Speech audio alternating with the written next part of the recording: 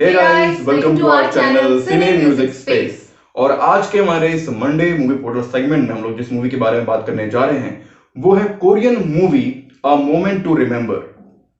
ये फिल्म 2004 में रिलीज हुई थी और इसको डायरेक्ट किया था जॉन एच ली ने। ये उस साल की सबसे बड़ी कमर्शियली और क्रिटिकली हिट फिल्मों में से एक थी और इस फिल्म का जो कॉन्सेप्ट था वो बहुत यूनिक था उस समय के हिसाब से और बहुत ही जेन्युइन रोमांटिक ड्रामा फिल्म थी। और आज हम इसी फिल्म के बारे में बात करने जा रहे हैं। So let's start the movie review of A Moment to Remember. Movie review start करने से पहले अगर आपने अभी तक हमारे चैनल को सब्सक्राइब नहीं किया है तो चैनल को सब्सक्राइब कर दीजिए, बेल बटन को प्रेस कर दीजिए ताकि आगे आने वाली सारी वीडियोस की नोटिफिकेशन आपको मिलते रहे। तो बिना किसी देरी के शुरू करते हैं मूवी रिव्यू। फिल्म की कहानी शुरू होती है किम सू जिन से, जो एक फैशन डिजाइनर है और उसे हाल ही में उसके लवर ने धोखा दे दिया है। उसे कुछ समय बाद एक स्टोर पर एक आदमी मिलता है जो दिखने में बहुत ही रफ और अकड़ू लगता है। अपने पिता के पास आकर वो फिर से एक नई जिंदगी की शुरुआत करना चाहती है और तभी उसे अपने पिता की कंस्ट्रक्शन साइट पर वही आदमी दोबारा दिखता है जो उसे स्टोर में मिला था।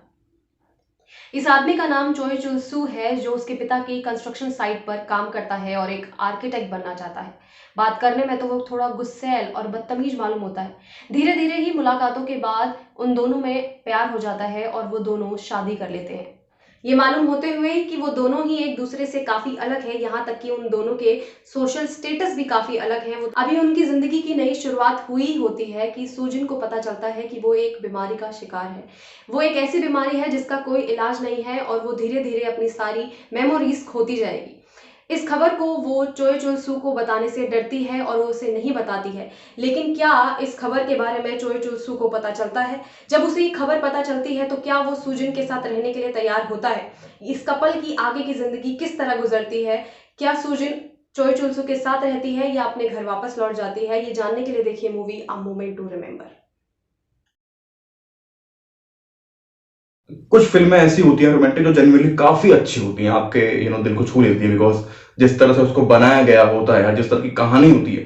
कई बार कुछ कहानियां बहुत प्योर होती है मतलब कॉमन होती है। कई बार मैं ये कहना चाहता हूँ कि बहुत कॉमन होती है, लेकिन उसको जिस तरह से बनाया गया होता है you can see the purity into that, the real love kind of जो बातें होती हैं तमाम दुनिया में, उसको जिस तरह से वो लोग शो करते हैं फिल्म में, मुझे वो बड़ा अच्छा लगता है। और उन्हीं फिल्मों में से एक है a moment to remember. Korean cinema की सबसे बड़ी स्पेशलिटी है जो उनकी फिल्मों की, वो यही होती है कि वो इमोशंस के थ्रू और जो सिचुएशंस होती हैं उनमें बहुत क्रिटिकल रखते हैं चीजों को, ताकि जो ऑडियंस है वो एंगेज रहे और वो महसूस करे जो चल रहा है इमोशन।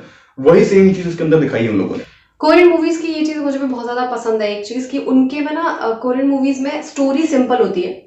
स्टोरी ऐसा हो सकता है कि आपको क्लीशे लगे, आपने हॉलीवुड में पहले देखी हो या फिर बॉलीवुड में देखी हो, आपने पहले मे बी स्टोरी क्लीशे हो, लेकिन ना उनकी कैरेक्टर्स जो कॉम्प्लेक्स हो, जिस कॉम्प्लेक्सिटी के साथ कैरेक्टर आता है ना, हर एक कैरेक्टर जो है वो बहुत अच्छे से वो दिखाते हैं और वो हर एक चीज का ना बहुत अच्छा और बहुत बिलीवेबल सा वो देते हैं, रीजनिंग दे देते हैं मतलब क्योंकि वो कैरेक्टर अगर ऐसा है तो क्यों है वो ऐसा। एक्चुअली मैं हवाबाजी कुछ भी नहीं होता। हाँ। और जो तुमने बोला ना अभी कि कैरेक्टर्स कॉम्प्लेक्स होते हैं, मैंने एक जगह पढ़ा था, बहुत ही अच्छा लिखा है किसी ने कि फिल्म जनरली वही अच्छी होती है इसकी कहानी सिंपल हो, कैरेक्टर्स कॉम्प्लेक्स होते हैं। बिकॉज उसको उस राइटर ने, इवन जिसने लिखी थी ये बात, उसने फिल्म की कहानियों को रियल लाइफ से कंपेयर किया था कि लाइफ जनरली सिंपल होती है but we make it complex।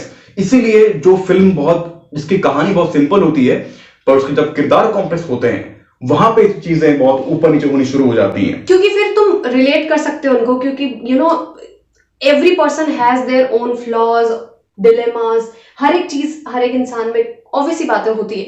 तो इनकी मूवीज में मुझे कोई भी कभी भी मतलब हीरो भी अगर देखूं या विलन भी देखूं, they are not perfect. Even hero or heroines are not perfect. They have done something. They have they are human done something wrong because they are human.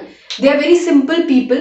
और वो उसके बाद जो इन्होंने रोमांस में प्योरिटी दिखाई है कि एक्चुअली में किस हिसाब का होता है, because you want gate happy days every day, you want gate happy every day. और अगर मैं फ्रेम्स की बात करूं तो दे आर ब्यूटीफुल, क्योंकि इसमें बात हो रही है जो हीरो है वो आर्किटेक्ट बनना चाहता है। सो जिस हिसाब की घर के भी है या फिर वो जो उसका सेटअप जो किया एरिया आई वुड से कंस्ट्रक्शन साइट जिस हिसाब की दिखाई गई है, उसका जो सेटअप है इट इज ब्यूटीफुल।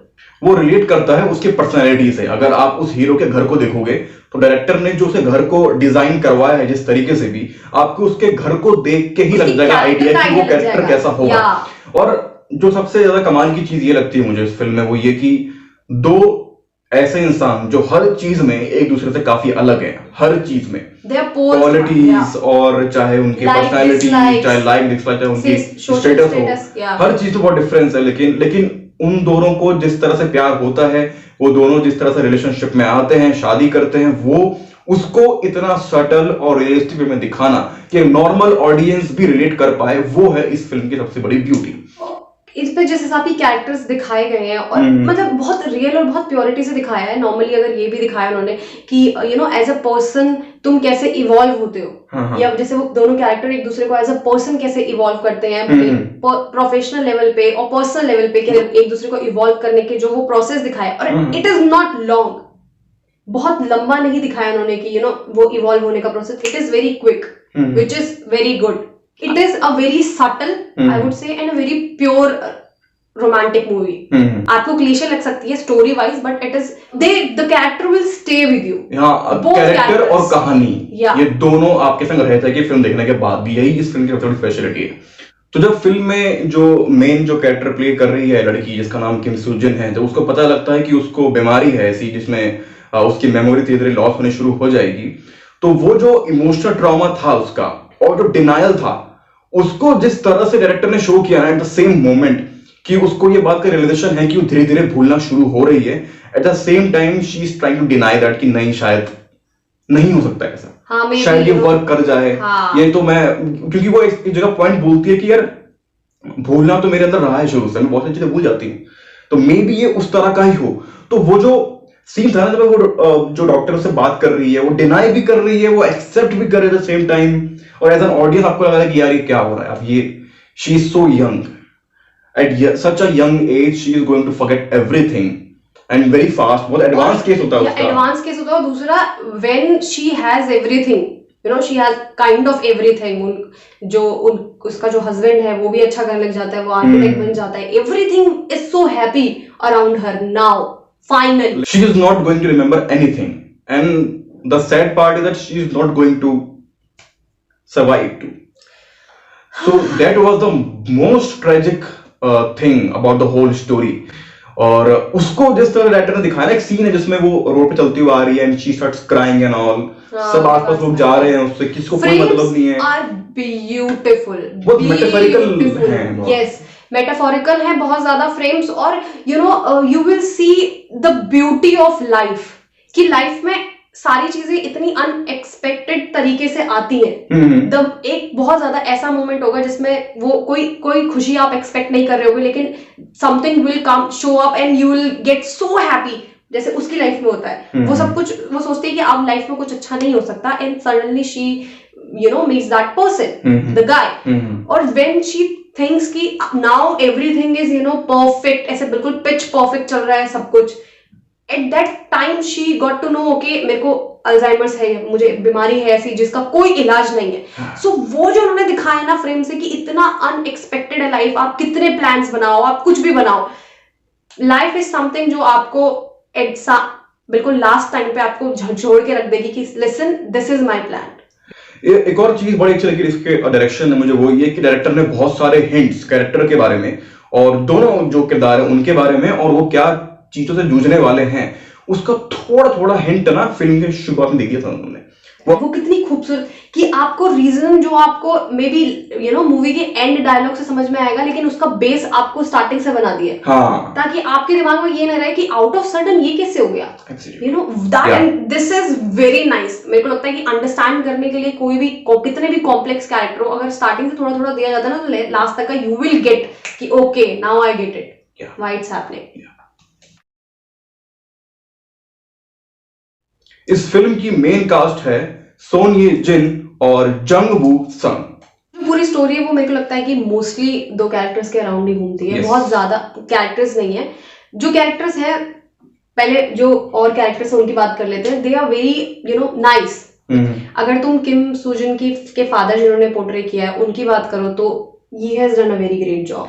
एक सपोर्टिव आदमी कैसा होता है देयर और आर सम अंडरस्टैंडिंग कैसा डायलॉग्स, होता है। हाँ मतलब उनकी कार में कुछ सीन्स है जिसमें बहुत सिंपल डायलॉग्स है उनके, दैट यू नो कि तुम मेरी बेटी हो और तुम मैटर करती हो मेरे लिए, तुमने क्या मिस्टेक्स किए, ठीक है मैंने वो कर दिया। और ये बात एक पेरेंट ही बोल सकता है। हाँ, और वो इतना अच्छा उन्होंने वो यू नो फादर का पोर्ट्रेल किया। I just love that character, कि मम्मी हो या सिस्टर हो या फिर और कैरेक्टर्स जो आए हैं वो हो, दे आर वेरी सटल और वेरी नाइस, जो कि स्टोरी को ना बहुत और ज्यादा बिलीवेबल और आपको मुझे रेट लगता करने है में कि इजी हो जाता है। स्टोरी के जो मेन पोल्स हैं वो हैं सपोर्टिंग एक्टर्स, जो उन्होंने जो भी काम किया है, उनके बिना फिल्म खड़ी नहीं सकती बिल्कुल भी। अब अगर मेन बात पे आए, मेन कास्ट पे आए, जिन्होंने किम सू जिन का कैरेक्टर किया है, she has done a very beautiful job. एक तो she looks so damn innocent, so innocent, मतलब हाँ, वो दिखती भी काफी हाँ, मासूम है इतनी वो। इनोसेंट वो लगते भी हैं, ऊपर से जिस हिसाब से उनके डायलॉग्स हैं वो भी इतने अच्छे, इतने खूबसूरत डायलॉग्स हैं उनके,